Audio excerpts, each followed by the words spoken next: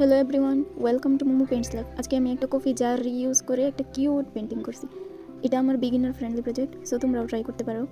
এখানে আমি fabric acrylic paint colour use করছি। প্রথমে আমি জারটা হার্ড শেপ করে বাকিটা ব্লু কালার দিয়ে ড্যাব ড্যাব করে লাগিয়ে নিচ্ছিলাম কালার। তারপরে আমি এই যে টেপটা উঠায় নিতেছি, হার্ড টেপটা। এখানে আমি হচ্ছে হলুদ কালার ফ্লাওয়ার ডিজাইন করব। আর তোমরা এইখানে হচ্ছে ড্যাব ড্যাব করে লাগাইলে ভালো রেজাল্ট পাবা, কালারটা সুন্দর করে বসবে। তারপর চাইলে উপরে আর একটা লেয়ার দিয়ে দিতে পারো। এখানে আমি ইয়েলো কালার দিয়ে ছোট ছোট ফ্লাওয়ার ডিজাইন করে নিতেছিলাম। ব্লু কালারটা আমার পছন্দ, তাই আমি ব্যাকগ্রাউন্ডটা ব্লু কালার রাখছি।